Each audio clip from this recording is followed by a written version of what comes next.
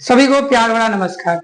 मैं शशि कुमार मेरे YouTube channel physics पाठशाला में आप सभी का तहे दिल से स्वागत करता हूं। इससे पिछले वाले वीडियो में हम लोगों ने कवर किया था इलेक्ट्रिक चार्ज और मेथड्स ऑफ चार्जिंग, है ना। दोनों टॉपिक को डिटेल में कवर किया था। इस वीडियो में हम लोग दो टॉपिक को फिर से आज कवर करेंगे। ये पहला टॉपिक है प्रॉपर्टीज ऑफ चार्ज और दूसरा है कूलम्ब्स लॉ। तो जिनको चार्ज के बारे में आइडिया है, चार्ज क्या होता है, पॉजिटिव चार्ज का सेंस क्या होता है, नेगेटिव चार्ज का सेंस क्या होता है, इन सब के बारे में मालूम है तो आप इसी वीडियो से कंटिन्यू कर सकते हैं। अगर इस चीज का आपको आइडिया नहीं है तो आप प्लीज पिछला वीडियो देख करके आए। तो चलिए शुरू करते हैं, एक एक करके डिटेल्ड में दोनों टॉपिक को आज कवर करते हैं। पहला टॉपिक है properties of charge.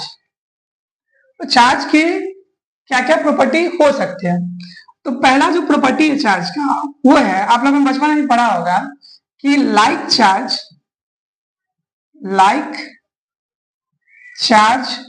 Ripple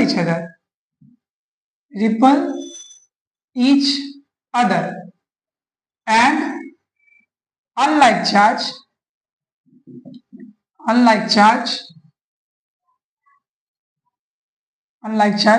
attract each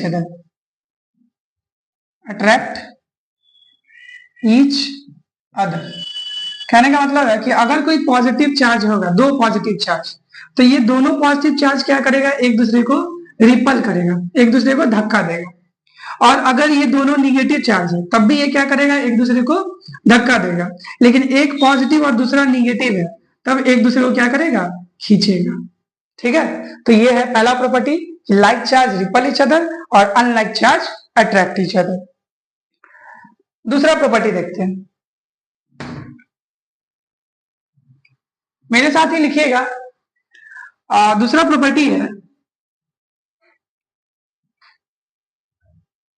additivity या फिर additive nature of charge. Additive nature of charge. ये एडिटिव नेचर ऑफ चार्ज क्या है, मतलब चार्ज को हम ऐड कर सकते हैं। अगर किसी सिस्टम में अलग अलग पोजीशन पे चार्ज रखा हुआ है तो अगर हमसे पूछता है कि बताइए सिस्टम में कितना चार्ज है, तो सारे चार्ज को क्या करेंगे, जोड़ देंगे, है ना। जैसे देख लीजिए कि ये कोई सिस्टम है जिसमें यहाँ पर एक रखा हुआ है +5 कूलम का चार्ज और यहाँ पे रखा हुआ है -5 कूलम का चार्ज और यहाँ पे +2 कूलम का चार्ज रखा हुआ है। हमसे पूछ रहा बताइए इस सिस्टम में टोटल चार्ज कितना है। तो टोटल चार्ज निकालने के लिए क्या करेंगे, टोटल चार्ज निकालने के लिए जो अलग अलग पोजीशन पे चार्ज रखा हुआ है सभी चार्ज को क्या करेंगे, जोड़ देंगे। तो 5 coulomb plus -5 coulomb plus 2 coulomb, तो कितना आ जाएगा, ये +5 कूलम ये -5 कूलम खत्म हो जाएगा, बचेगा क्या, +2 कूलम। मतलब कहेंगे कि इस सिस्टम में कितना चार्ज है, तो +2 कूलम चार्ज। ठीक है, यही है एडिटिव नेचर ऑफ चार्ज। तो इसके बारे में लिखा देते हैं, लिख लीजिए।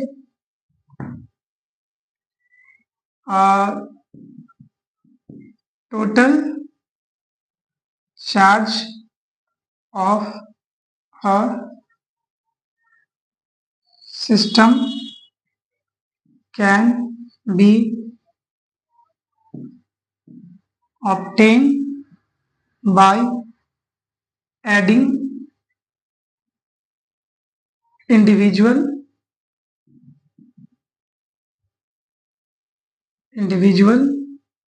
charges located at different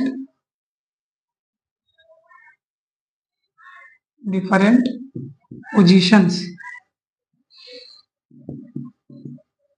ठीक है, ये था एडिटिव नेचर ऑफ चार्ज।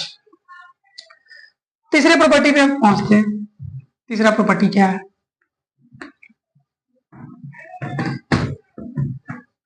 तीसरा प्रॉपर्टी है कंजर्वेशन ऑफ चार्ज।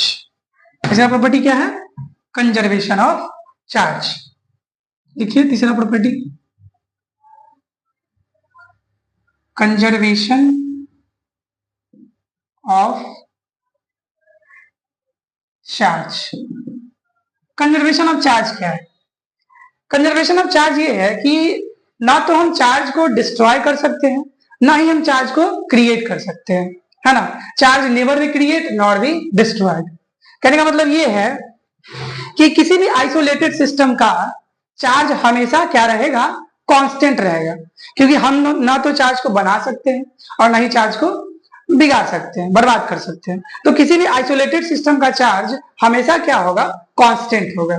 ठीक है, ये बात लिख लीजिए, conservation of charge. Total charge of an isolated system remains constant. इसका एग्जांपल समझिएगा। इससे पिछली वीडियो में हम लोग ने बात किया था मेथड्स ऑफ चार्जिंग, जिसमें हम लोग ने रबिंग पढ़ा था, है ना। तो अगर दो बॉडी को हम रब करते हैं, जैसे मान लेते हैं कि रॉड है, ग्लास का रॉड, ये ग्लास का रॉड है और ये सिल्क का क्लॉथ है, जैसे इन दोनों को रब करेंगे क्या होगा, ग्लास रॉड पे इलेक्ट्रॉन, ग्लास रॉड से इलेक्ट्रॉन उठेगा और किस पे पहुंच जाएगा, सिल्क के क्लॉथ पे। इलेक्ट्रॉन उठेगा ग्लास के रॉड से और सिल्क के क्लॉथ पे पहुंच जाएगा। तो इस पे आएगा पॉजिटिव चार्ज और इस पे आएगा equal amount of negative charge, है ना। क्या चार्जिंग से पहले इन दोनों के पास कोई चार्ज था? इन दोनों तो, ये दोनों तो न्यूट्रल था। टोटल सिस्टम का चार्ज पहले कितना था? तो टोटल सिस्टम का चार्ज पहले कितना था? तो 0 था। देखिए चार्जिंग के बाद कितना चार्ज है, चार्जिंग के बाद पूरे सिस्टम में कितना चार्ज है? तो चार्जिंग के बाद भी टोटल सिस्टम में चार्ज 0 ही है। कैसे? इसके पास मान लीजिए, मान लेते कि +2 कूलम चार्ज आया, तो इसके पास कितना कूलम चार्ज आया होगा? -2 कूलम। अभी जोड़ के देखिए, +2 -2 कितना होगा?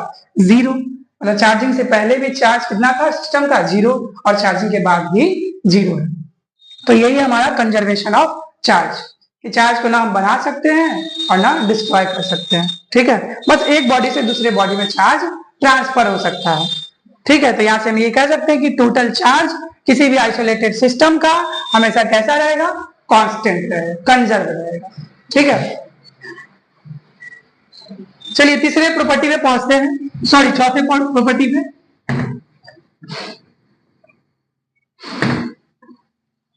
अगर यहां से कोई डाउट हो तो आप बेझिझक कमेंट कीजिएगा, इसका जवाब हम दे दिया करेंगे।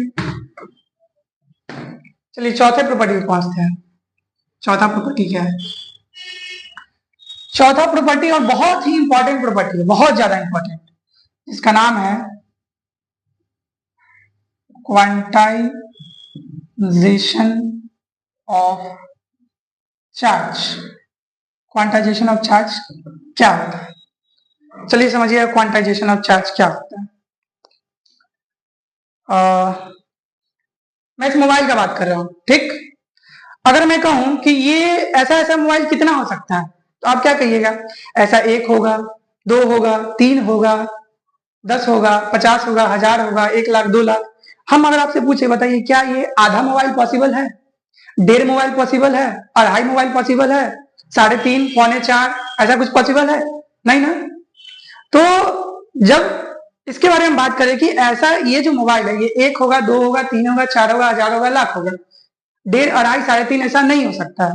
कुछ वैसे ही चार्ज के कंडीशन में कि हमारा जो चार्ज है, या तो 1 × E होगा, नहीं तो 2 × E होगा, नहीं तो 3 × E होगा। अब ये E क्या है? ये E है चार्ज ऑन 1 इलेक्ट्रॉन, और कितना होता है? 1.6 × 10⁻⁻19 कूलम।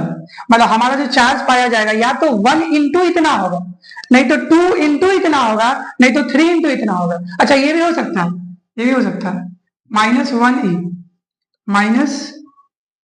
-2E या -3, है ना।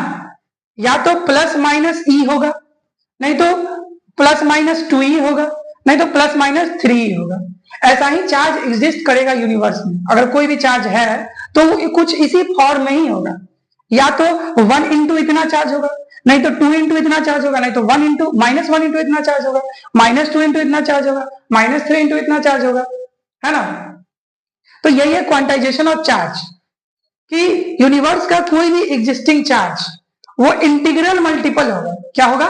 इंटीग्रल मल्टीपल होगा इलेक्ट्रॉन पर के चार्ज का।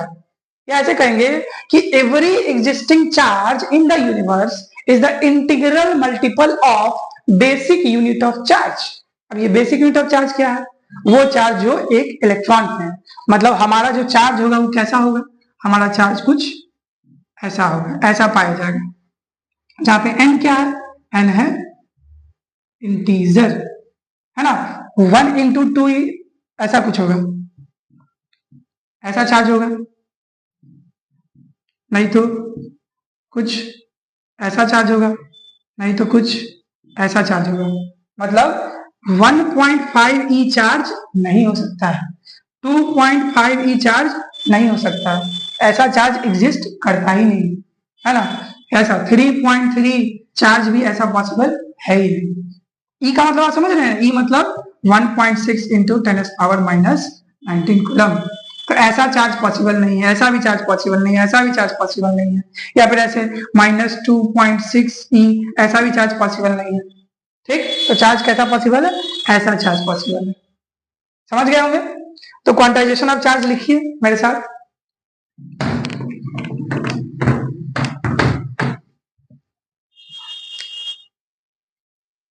Every existing charge in the universe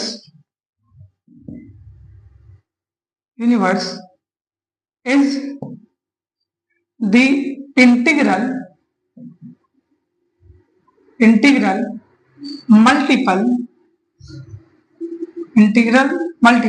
of basic unit of charge. अब ये बेसिक चार्ज कौन है? तो बेसिक चार्ज होता है that is charge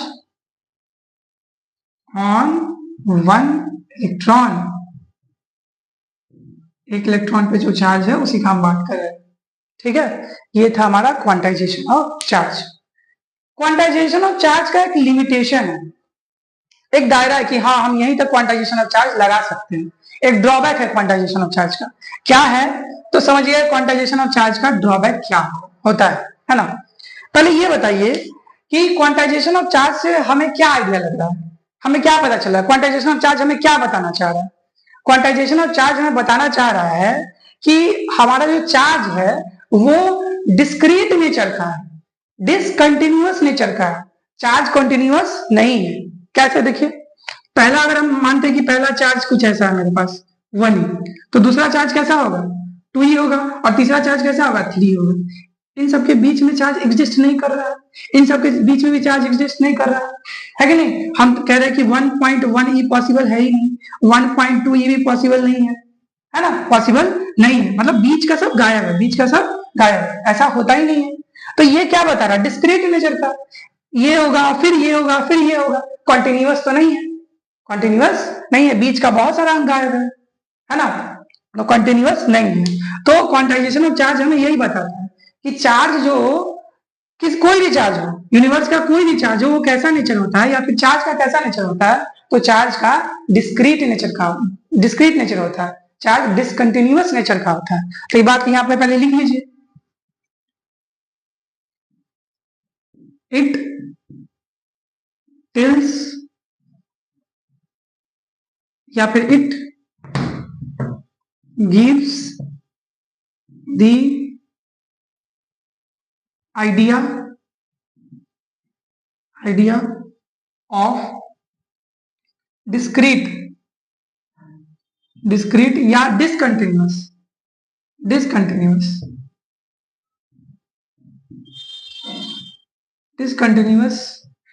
nature of charge। Quantization of charge हमें क्या बताता है?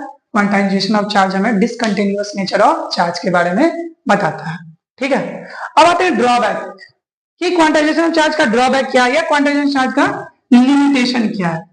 वो कौन सा दायरा है जहां पर हम क्वांटाइजेशन ऑफ चार्ज नहीं लगा सकते हैं, वो कौन सा लिमिटेशन है। तो लिमिटेशन समझिए क्या है लिमिटेशन।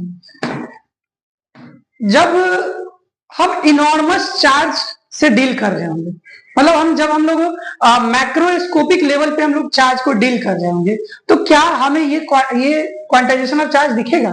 क्या चार्ज का डिस्क्रीट नेचर दिखेगा? नहीं दिखेगा। जब तक हम माइक्रोस्कोपिक लेवल तक नहीं जाकर के देखेंगे तब तक चार्ज का ये डिस्क्रीट नेचर हमें नहीं दिखेगा, क्योंकि चार्ज ई जो है 1.6 इंटू 10⁻⁻19 कूलम के मल्टीपल का ही चार्ज हमको पाया जाएगा, इंटीग्रल मल्टीपल का। और ये तो बहुत छोटा चार्ज है कि नहीं, बहुत छोटा चार्ज है, बहुत ज्यादा छोटा चार्ज है। तो ये बहुत ज्यादा छोटा चार्ज है, तो चार्ज डिसकंटिन्यूअस है, चार्ज छिटका पिटका है ना, अलग अलग चार्ज होता है। इसका पता तो हमको माइक्रोस्कोपिक लेवल पे ही पता चलेगा, मैक्रोस्कोपिक लेवल पे पता नहीं चलेगा, है कि नहीं। क्योंकि मैक्रोस्कोपिक लेवल पे हम बड़े बड़े चार्ज से डील कर रहे होंगे, तो वहां पे हमको कंटिन्यूटी, चार्ज का डिसकंटिन्यूटी नहीं दिखेगा, हमें लगेगा कि चार्ज क्या है, चार्ज कॉन्टिन्यूअस है। तो वहां पर मैक्रोस्कोपिक लेवल पे हमें क्वांटाइजेशन ऑफ चार्ज को इग्नोर करना पड़ेगा, ठीक है। तो यही हमारा drawback of quantization of charge या limitations of quantization of charge. लिख लीजिए, limitation of quantization of charge. Limitation क्या है कि we can ignore the quantization of charge at macroscopic level. हमें मैक्रोस्कोपिक लेवल पे क्वांटाइजेशन ऑफ चार्ज को ignore करना पड़ेगा। क्यों इग्नोर करना पड़ेगा? Because even being discrete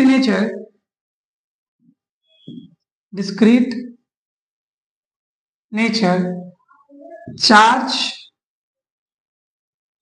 appears continuous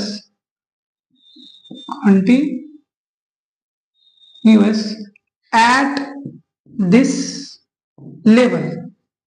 this level मतलब मैक्रोस्कोपिक लेवल, है ना। तो ये था drawback of quantization of charge. अगले प्रॉपर्टी पे पहुंचते हैं, पांचवा प्रॉपर्टी।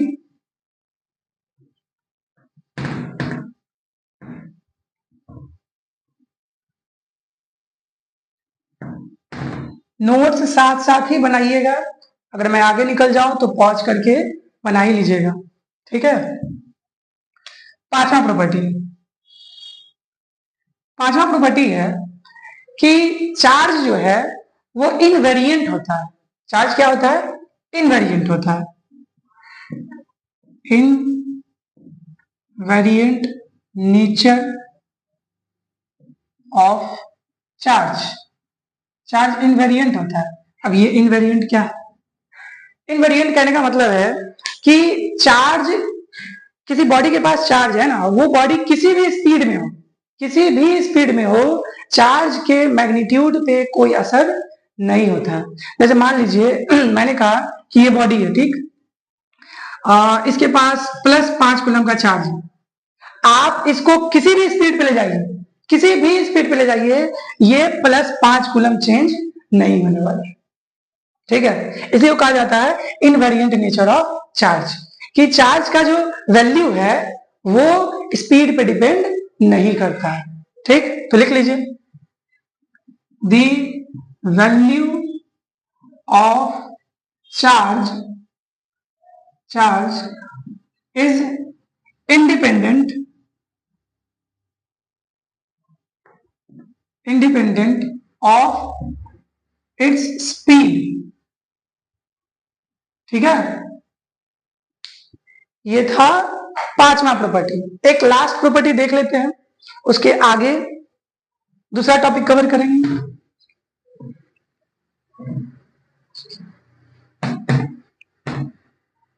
लास्ट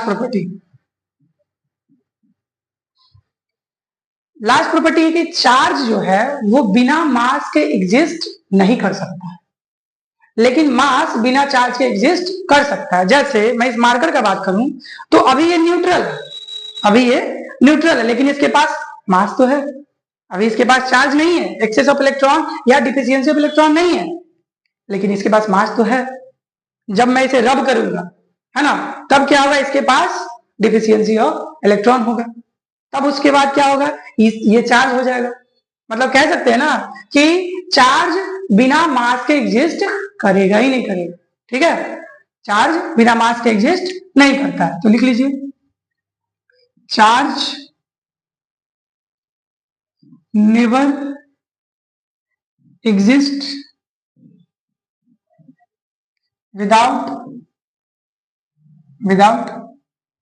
मास, लेकिन मास चार्ज के बिना एग्जिस्ट कर सकता है। ये भी लिख लीजिए, but mass can exist without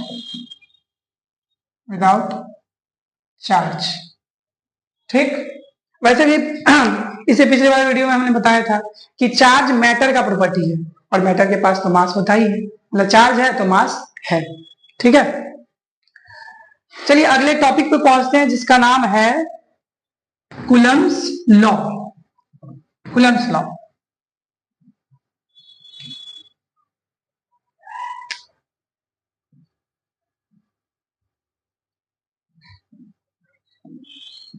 Coulomb's law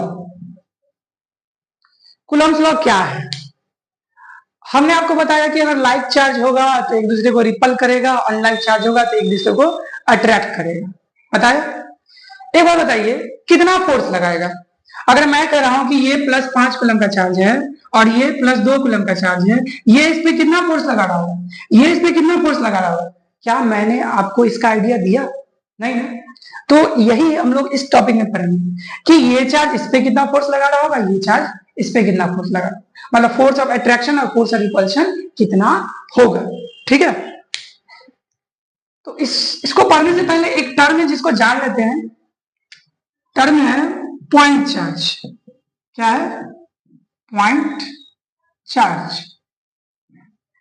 point charge क्या होता है? एक बात बताइए, क्या ये मेरे लिए पॉइंट है?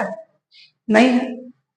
अगर ये बहुत दूर चला जाए हमसे 100-200 मीटर आगे चला जाए, तो क्या ये मेरे लिए पॉइंट हो जाएगा? एकदम पॉइंट हो जाएगा। मतलब पॉइंट चार्ज कहने का मतलब है कि ऐसा चार्ज जिसका साइज डिस्टेंस के हिसाब से बहुत छोटा हो, डिस्टेंस के कंपेयर में बहुत छोटा हो, तो ऐसे चार्ज को क्या कहेंगे? पॉइंट चार्ज कहेंगे। क्या है? If the size of the charged body is very small as compared to their distance, then the charged body is said to be point. बात समझ गए? तो लिखिए, if the size of charged bodies are very small as compared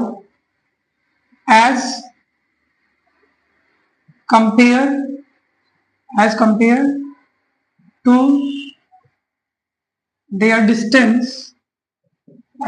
their distance, then the charged bodies are said to be point. तो उसे हम क्या कहेंगे कि वो पॉइंट। ठीक है, अब पहुंचते हैं कूलम्ब्स लॉ पे। कूलम्ब्स लॉ क्या है, कूलम्ब्स लॉ क्या बताता है। ठीक, तो कूलम्ब्स लॉ एक मैथमेटिकल, कह सकते हैं कि कूलम्ब्स लॉ एक मैथमेटिकल रिलेशन है, मैथमेटिकल इक्वेशन है, जो हमें क्या बताता है, जो हमें बताता है कि दो पॉइंट चार्ज के बीच में कितना फोर्स लग रहा होगा। क्या कहा हमने कि कूलम्ब्स लॉ एक मैथमेटिकल इक्वेशन है जो हमें क्या बताएगा, हमें बताएगा कि दो पॉइंट चार्ज के बीच में कितना फोर्स ऑफ अट्रैक्शन या कितना फोर्स ऑफ रिपल्शन होगा। ठीक है, तो ये भी बात लिख लीजिए, Coulomb's law, Coulomb's law is a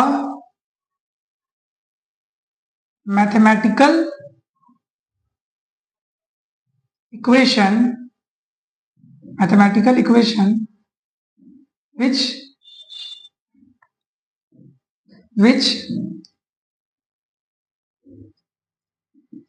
gives the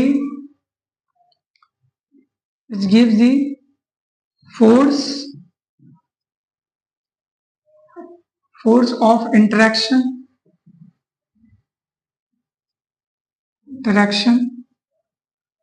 between two point charges। Point charges मतलब यार समझ में आ रहा है, कूलम्ब्स लॉ सिर्फ पॉइंट चार्ज के लिए ही एप्लीकेबल होगा, एक्सटेंडेड बॉडीज के लिए कूलम्ब्स लॉ एप्लीकेबल नहीं होगा। ठीक है, तो कूलम्ब्स लॉ क्या है, एक मैथमेटिकल इक्वेशन है जो क्या बताएगा, जो क्या देगा, फोर्स ऑफ इंटरेक्शन देगा दो चार्ज के बीच का, है ना, दो चार्ज के बीच में कितना फोर्स ऑफ अट्रैक्शन है, इसके बारे में हमें कूलम्ब्स लॉ बताएगा। तो अब कूलम्ब्स लॉ कहता क्या है, चलिए बताते हैं कूलम्ब्स लॉ क्या कहता है। कूलम्ब्स लॉ का स्टेटमेंट क्या होगा, कूलम्ब्स लॉ कहता क्या है, ये रिलेशन है क्या कूलम्ब्स लॉ का।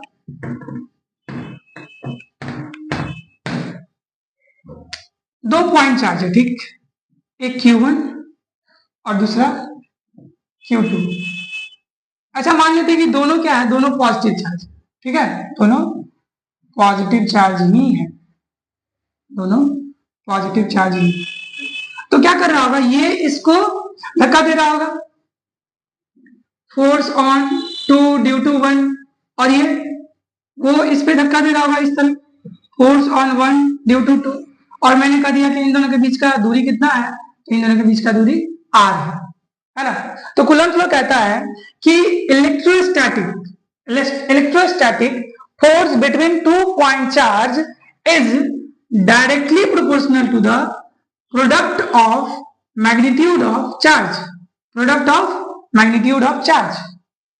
क्या है कि इन दोनों के बीच का जो इलेक्ट्रोस्टैटिक फोर्स होगा वो डायरेक्टली प्रोपोर्शनल होगा दोनों के प्रोडक्ट के मैग्नीट्यूड के, दोनों के प्रोडक्ट के मैग्नीट्यूड के। मतलब बात समझ में आ रहा होगा कि यहाँ पे हम साइन को लेकर के नहीं चलेंगे, जैसे अगर यहाँ प्लस हो जाए प्लस 5 कूलम, यहाँ -2 कूलम, तो 5 इंटू 2 करेंगे, प्लस 5 इंटू -2 नहीं करेंगे। क्या क्या कहता है कूलम्ब्स लॉ कि जो फोर्स होगा, electrostatic force between two point charge is directly proportional to the product of magnitude of charge, ठीक, and inversely proportional to the square of distance between them, and inversely proportional to the square of distance between them।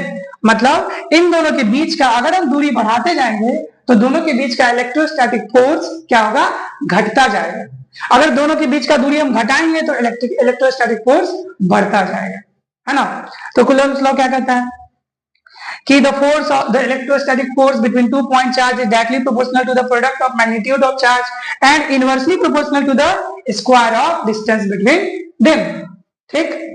अब proportionality हटाएंगे तो क्या लाएंगे, equals to, और equals to जब भी लाते हैं तो हमें एक कांस्टेंट लाना ही पड़ता है, कांस्टेंट k हो जाएगा Q1 Q2 divide by r square. यही हमारा कूलम्ब्स लॉ, वेयर के क्या है, के को कहा जाता है electrostatic force constant, electrostatic force constant है ये के, जो कि कितना के बराबर होता है 9 इंटू 10⁹ न्यूटन मीटर स्क्वायर पर कूलम स्क्वायर के बराबर होता है। ये के कितना होता है 9 × 10⁹ न्यूटन मीटर स्क्वायर पर कूलम स्क्वायर। ठीक है, तो कूलम्स लॉ का स्टेटमेंट लिख लीजिए। पहले ये फिगर बना लीजिएगा, ठीक है, उसके नीचे ये भी लिख लीजिएगा और उसके नीचे स्टेटमेंट लिख लीजिएगा, या पहले ही स्टेटमेंट लिख लीजिएगा तो वो भी बेटर होगा। तो मैं लिखता हूं स्टेटमेंट, आप लिखिए कूलम्स लॉ का स्टेटमेंट क्या है।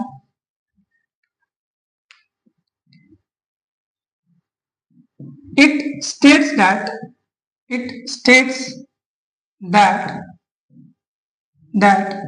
the electrostatic force between 2 point charges is directly proportional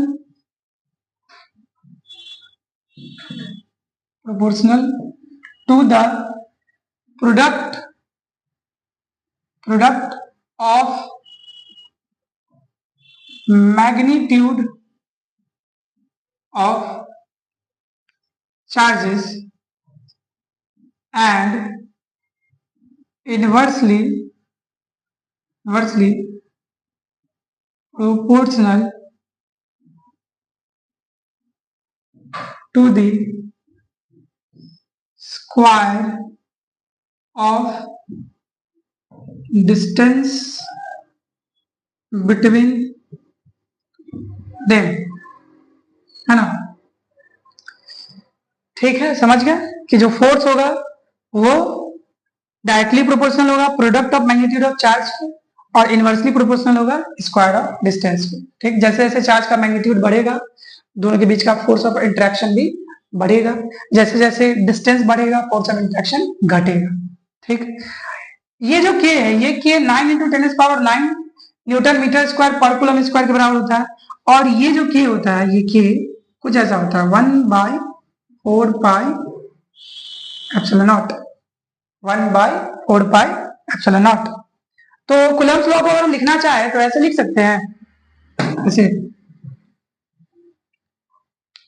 force is equal to के Q1 × Q2 divide by R square, और यही होगा 1/4πε0 Q1 × Q2 divide by R square. याद रखिएगा जब भी आप कूलम्स लॉ अप्लाई कीजिएगा तो वहां आपको चार्ज का मैग्नीट्यूड ही रखना है, साइन नहीं रखना। ठीक है, तो ये हमारा कूलम्स लॉ। अब आप पूछिएगा कि ये एप्सिलॉन नॉट क्या है, एप्सिलॉन नॉट क्या है, तो एप्सिलॉन नॉट होता है परमिटिविटी ऑफ फ्री स्पेस। क्या होता है epsilon not? Permittivity of free space. लिखिए परमिटिविटी ऑफ फ्री स्पेस। अब ये है क्या? तो ये मीडियम का प्रॉपर्टी है। ये क्या है? मीडियम का प्रॉपर्टी है। इसके बारे में हम लोग डिटेल में अगले वीडियो में चर्चा करेंगे। ठीक, तो इसको अभी रहने देते हैं कि ये है क्या, इसके बारे में डिटेल में समझेंगे। बेसिकली यदि है क्या, अभी समझिए कि क्या है, परमिटिविटी ऑफ फ्री स्पेस है। इसके बारे में अगले वीडियो में चर्चा करेंगे। अच्छा, कूलम्स लॉ आपको कुछ जाना पहचाना लॉ लग रहा है क्या? क्लास 9th में आप लोगों ने पढ़ा होगा लॉ ऑफ ग्रेविटेशन की एक मास यहाँ m1 है और दूसरा मास यहाँ m2 है, दोनों के बीच का दूरी r है, तो इन दोनों के बीच में एक फोर्स ऑफ अट्रैक्शन वर्क कर रहा होगा और वो कितना होगा? तो G m1 × m2 divide by r square के बराबर होगा। देखा देखा लग रहा है ना? तो ये कुछ ऐसा ही है कि अगर दो चार्ज रखा हुआ है, दोनों पॉइंट चार्ज है, तो क्या होगा? दोनों के बीच में फोर्स एक्ट कर रहा होगा। वो फोर्स ऑफ अट्रैक्शन भी हो सकता है, रिपल्सन भी हो सकता है, वो डिपेंड करेगा चार्ज के नेचर पे। और डायरेक्टली प्रोपोर्शनल होगा प्रोडक्ट ऑफ चार्ज के, और इनवर्सली प्रोपोर्शनल होगा डिस्टेंस के स्क्वायर के। ठीक, तो ये था हमारा कूलम्स लॉ। ठीक, और इसके आगे हमें पढ़ना है इस परमिटिविटी के बारे में, और कूलम्स लॉ पे कुछ क्वेश्चंस होंगे, अच्छे अच्छे क्वेश्चंस मैं लाऊंगा, और क्वांटाइजेशन ऑफ चार्ज पे भी कुछ क्वेश्चंस होंगे। ठीक, तो आगे का जो भी टॉपिक्स है वो कल कवर करते हैं। अगर ये वीडियो आपको इंफॉर्मेटिव लगा हो, है ना। तो इस वीडियो को ज्यादा से ज्यादा लोगों तक शेयर कीजिए और इस चैनल को सपोर्ट कीजिए।